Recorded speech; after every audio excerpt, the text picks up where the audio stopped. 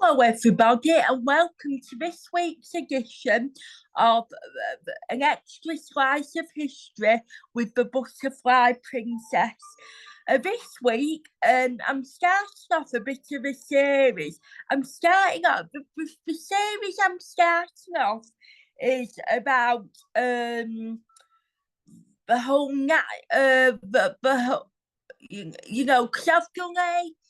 because I've done a series on a collaboration with a Holocaust scholar about the Holocaust, and that will be airing the first episode will be posted on from the 7th of December, but I've decided to do sort of a mini series beside that, all about the Nazis and the Holocaust, and for a few weeks they're going to be the subject of for a few weeks they're going to be the subject of an extra slice of history with the Butterfly Princess.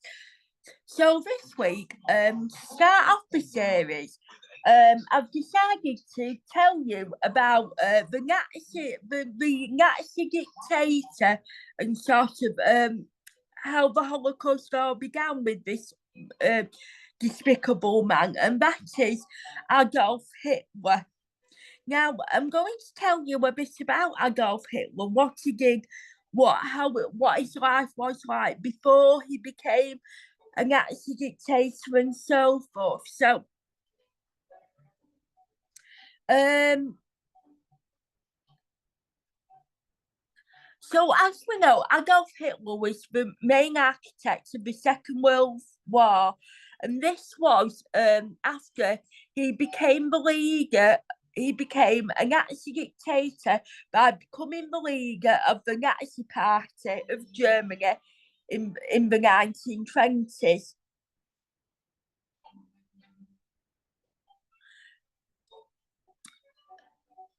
Adolf Hitler, as we know, was very anti-Semitic, and he introduced a lot of anti-Semitic policies during the Second World War between 1933 and 1945, and obviously these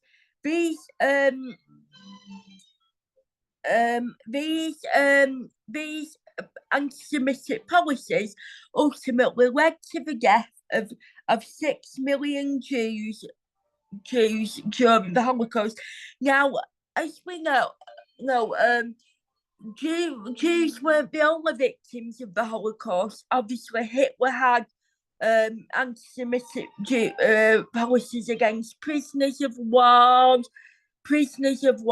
and the Roma Gypsy people. But I'd say the Jewish people of Eastern Europe and Germany were mostly deeply affected by the Holocaust, as we will see further on in this series.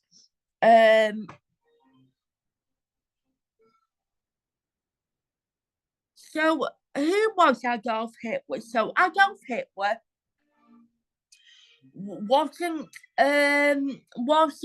German by birth. He was actually born in Austria on the 20th of April 1899, and he died by suicide in his bunker in Berlin when he knew the war had been lost in the year on the 30th of April 1945. He was 56 years old. What was he known for? Adolf Hitler was known for being the leader of the Nazi Party, and ultimately initiating the Second World War that lasted for a period of 6 years between the years of 1939 and 1945.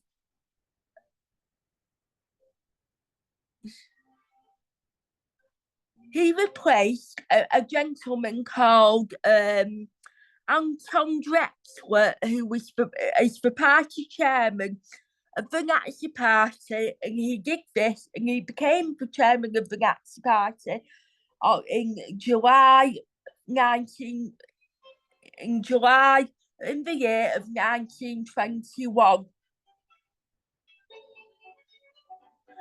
Shortly after acquiring the role of chairman of the Nazi Party, he obtained the title of Führer, which Führer is the German word for leader.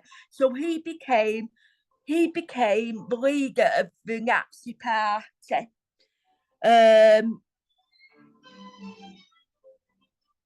And he was the Chancellor of Germany. He obtained this role on the 30th of January 1933. And rigging on from Grieg's Holberg Suite, Seiji Ozawa and the Mito Chamber Orchestra. And before that, music from Harry Potter and the Philosopher's Stone from the city of Prague. So, what was Hitler's family like? So, Hitler wasn't an only child. In fact, he was the fourth child of 6 children. Born to his mother, born to his father, who lived between 1837 and 1903. His mother was called Clara, who lived between 1860 and 1907. His siblings are called Gustav. His siblings were called Gustav, Ida, Otto, Edmund, and Paula. And he also had two half siblings, one boy named after his father and another sister, Angela. These were the children from the previous marriages of his father before he married Hitler's mother, Clara. 2024 data, 80% of customers receive this service. A comfortable future comes with an uncomfortable truth. You need to save and invest more now. So why not join the 1.9 million people who trust Hargreaves Lansdown with their savings and investments? Choose our cash stocks and shares ISA or both with UK tax-free returns. Hitler's childhood was spent mostly in the Austrian city or town of Linz, which Austria was the country of Hitler's birth.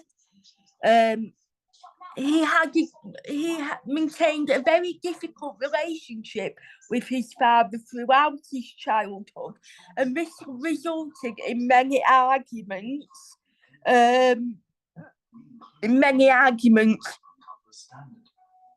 And this was because Hitler refused to adhere to rules of the schoolroom and within the schooling rules. He was very close and very fond of his mother, but sadly she died of a form of cancer in 1907. £60 or more. Visit Matalan.co.uk to access your discount. And there's up to 50% off in the Red Friday sale too. Shop in store and online. T&Cs apply. Stay with Classic FM for the latest news. Next. This Black Friday, get 3 months of Virgin Media's smooth, lightning-fast broadband, totally free, from the provider awarded best broadband experience. Smooth like a walrus on a speed bump, powering through open fuel. Hitler was also a painter, and he applied to go to art school, but he was obviously refused art school because, he couldn't draw people very well, but he was very good at drawing buildings and architecture.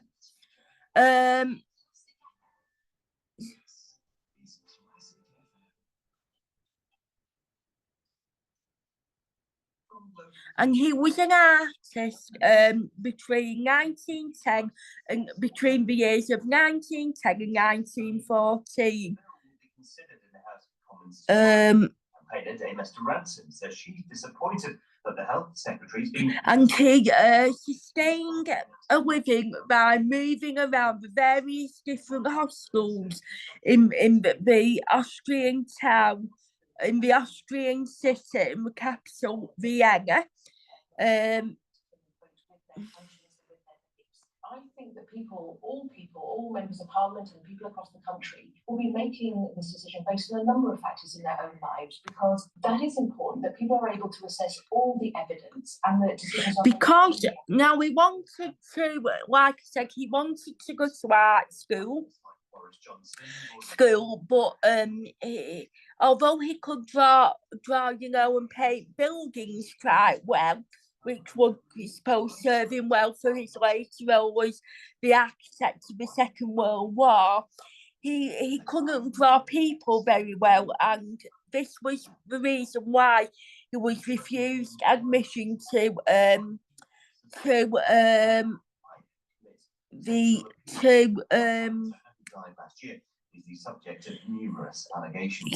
the School of Painting at the Viennese Academy of Fine Arts. And he wasn't even his drawings of the year of people were that poor they didn't even enter him for the entrance exam. And the spin bowler Shoaib Bashir took 4 wickets for England's cricketers on day 1 of the first test in New Zealand.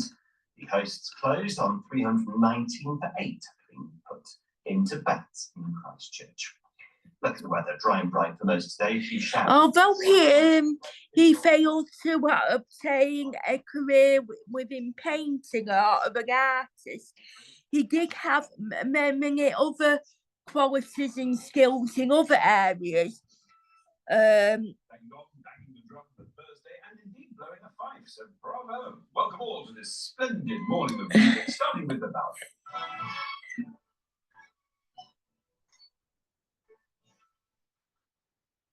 He was very interested in politics, and he became very animated. He became a very good speaker where people were drawn into, what his ideas were and his ideologies. Obviously, we'll see that later on, later in years to come, when he hosts Nazi rallies and he does, very animated speeches, and a number of crowds that he is able to pull in by these speeches. This will only emphasise how people were taken in by his ideas and beliefs and ideologies.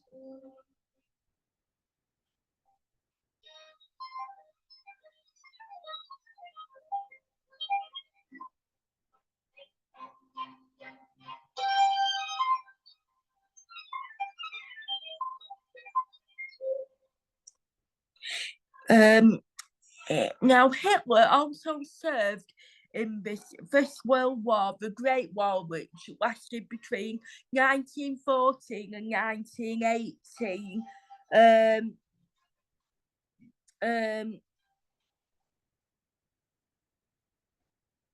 He served in the First Battle of Europe, and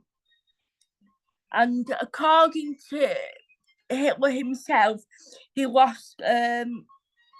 He had a regiment of 3,600 soldiers, and the battle reduced them soldiers to the end of 611.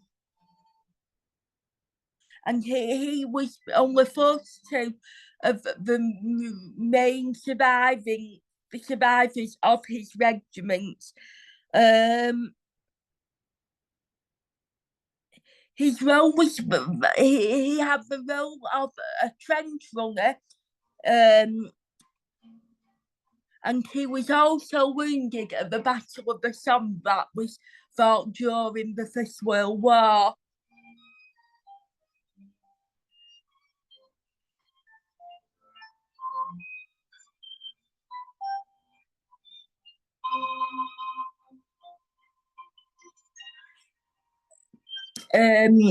he was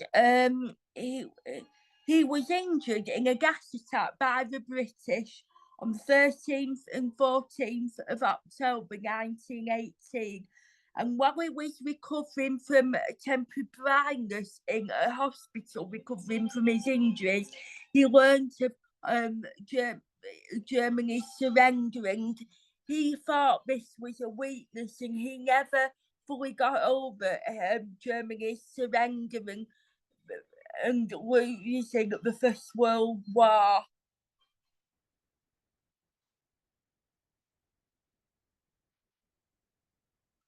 And now, Hitler first became engaged, in the political stage, in the German city, in Munich, which is the capital of Bavaria in Germany. And he was, and this was in late 1919, and he was a speaker for the right-wing German Workers' Party. And this is where the German party, and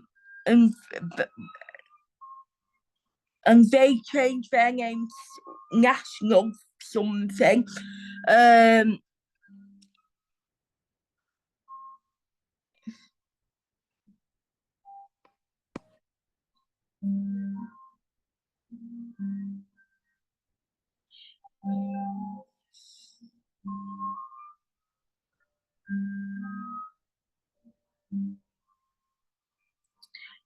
During the 1920s, Hitler wouldn't allow people to take photographs of him. Instead, he employed his own photographer, and with him, they worked on,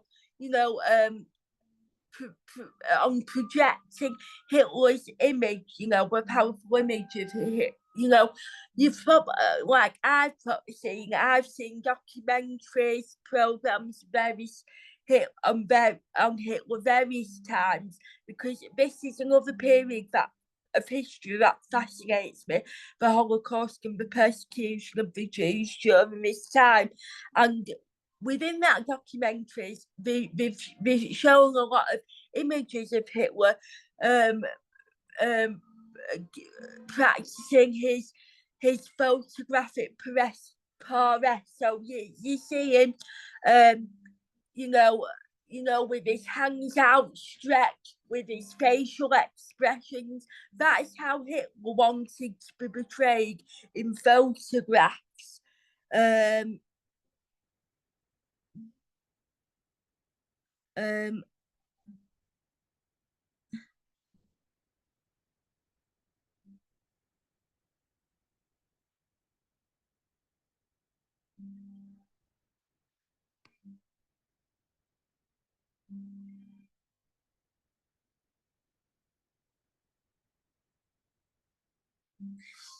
then in November 1923, we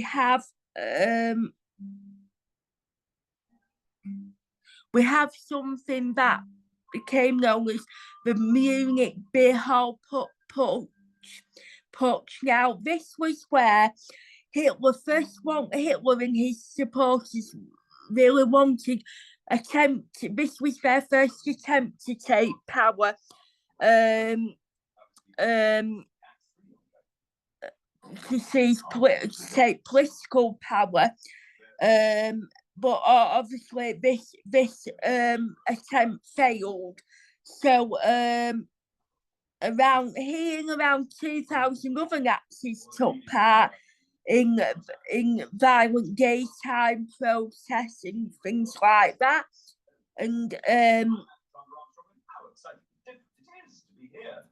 But the start of the program. Oh, what a frosty start of it we had in the Shire this morning. Stunning, misty winter weather. The ancient pulse of German birth very much strong.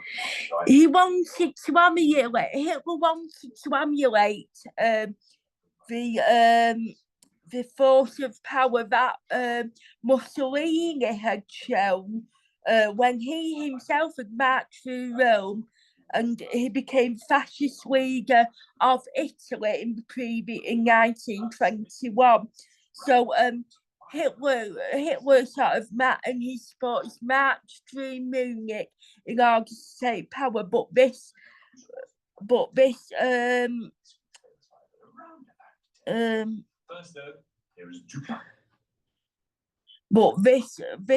first attempt failed. He was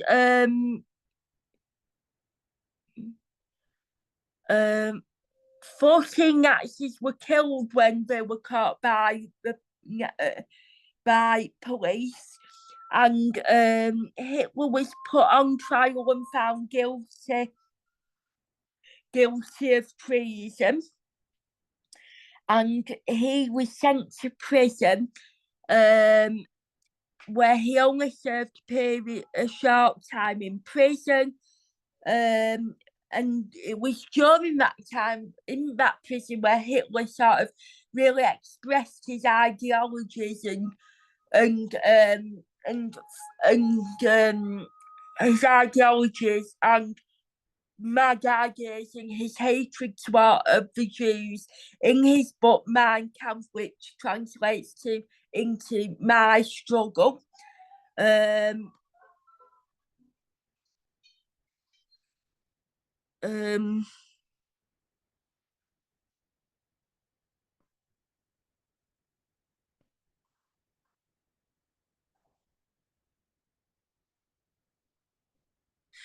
So anti-Semitism, as we know, is at the heart of, the Nazis' ideology and the future policies. We'll see that in the Nuremberg laws that come into effect. The Jews couldn't go to cinemas or parks or whatever.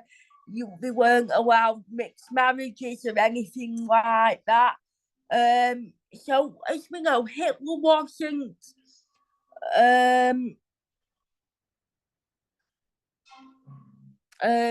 Hitler wasn't the overall inventor of the term anti-Semitism. Anti-Semitism actually has its roots very deeply within the Middle Ages.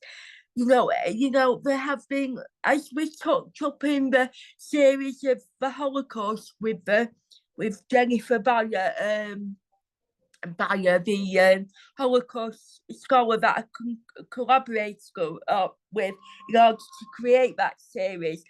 We discussed how the various different times throughout history that the Jews have been persecuted. So the Second World War, the Holocaust, wasn't the first time that the Jewish people have been persecuted and victimised. There have been many other examples throughout history where Jews have been persecuted and victimised.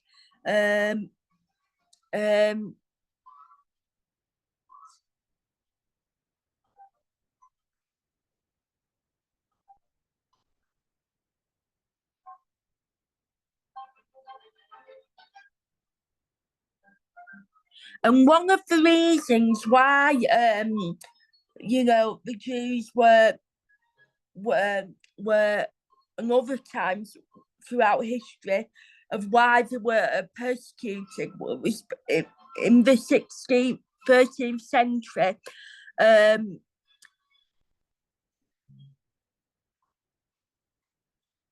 It comes in the term of the Middle Ages. In the story of Passover, where it tells the story of the Jews fleeing from the Pharaoh in Egypt, where they spread the blood of the lamb where so the lamb, so when God smited Egypt and killed the firstborn, then the houses with blood on them that God would avoid and not pass through.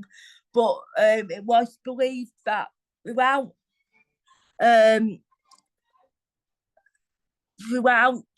the Passover, the celebrations and rituals, the blood wasn't the blood of animals.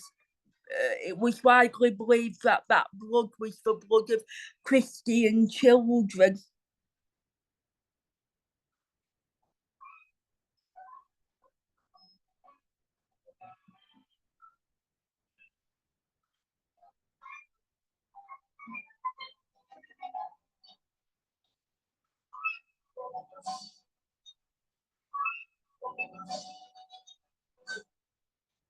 We don't know for exactly when Hitler had started developing these strong anti-Semitic views against the Jews, but it could be believed that when he was working in Vienna as a painter, Vienna had a very large and spread out Jewish population, and he felt that he couldn't get work as a painter because of the wide Jewish population.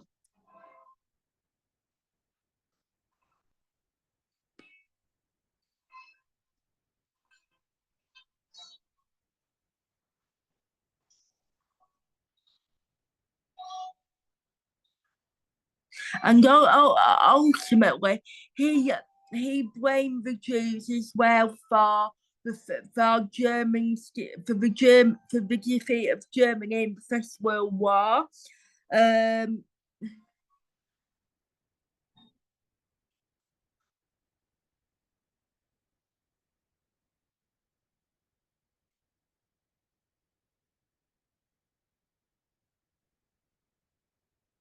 And the Treaty of Versailles was one of the things that it didn't only declare peace, but it also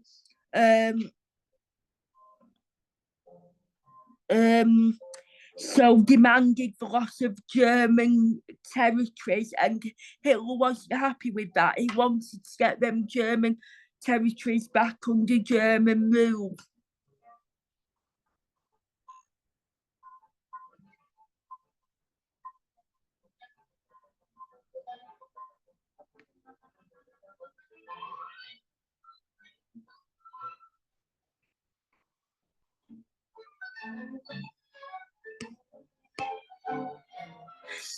And in 1945, when obviously he knew that the war was lost and Germany had been defeated yet again in another world war, he declined.